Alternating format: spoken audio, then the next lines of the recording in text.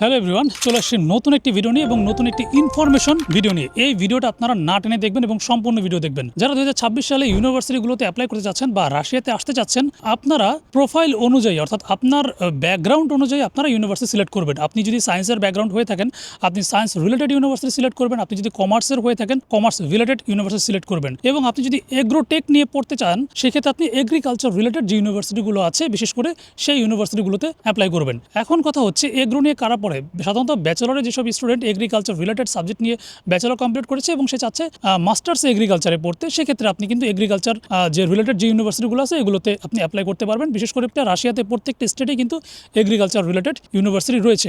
এখন একটা সিম্পল একটা উদাহরণ দিই।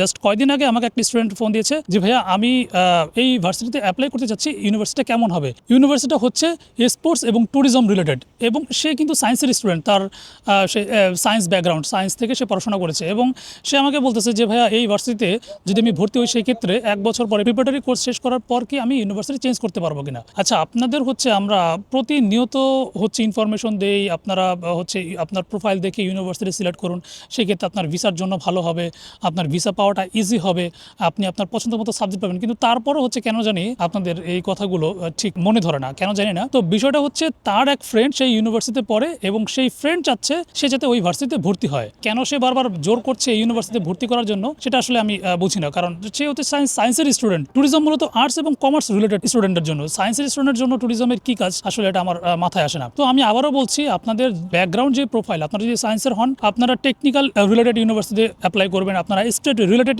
ইউনিভার্সিটিতে অ্যাপ্লাই করবেন। অর্থাৎ প্রত্যেকটা ইউনিভার্সিটি কিন্তু স্টেট এবং টেকনিক্যাল ইউনিভার্সিটি আছেই। যেমন হচ্ছে আমি বলি, নিজ নবগ্রহ state university, Nizhny Novgorod technical university, Kazan state university, Kazan technical university, just এগুলো অনেক প্রত্যেকটা শহরে কিন্তু আপনি এই ইউনিভার্সিটিগুলো পেয়ে যাবেন। তো সায়েন্সের স্টুডেন্ট হলে আপনারা টেকনিক্যাল ইউনিভার্সিটিতে ভর্তি হন অথবা স্টেটে ভর্তি হন, আপনি ইঞ্জিনিয়ারিং সাবজেক্ট পাবেন। আপনি যদি কমার্সের স্টুডেন্ট হন, সেক্ষেত্রেও কিন্তু আপনি স্টেটে আপনি কমার্সের সাবজেক্ট পাবেন। কিন্তু আপনারা চেষ্টা করবেন ম্যানেজমেন্ট রিলেটেড ইউনিভার্সিটিগুলোতে ভর্তি হতে, অথবা পেডাগোলজিক্যাল যে ইউনিভার্সিটিগুলো আছে ওগুলোতে আপনি কিন্তু কমার্সের আপনি সুন্দর সাবজেক্ট পেয়ে যাবেন। এই ক্ষেত্রে হবে কি, আপনার ব্যাকগ্রাউন্ডের সাথে ইউনিভার্সিটিটা ম্যাচিং হবে। ইউনিভার্সিটি যখনই ম্যাচিং হবে, স্বাভাবিকভাবেই আপনি হিউজ পরিমাণ আপনি সাবজেক্ট পেয়ে যাবেন।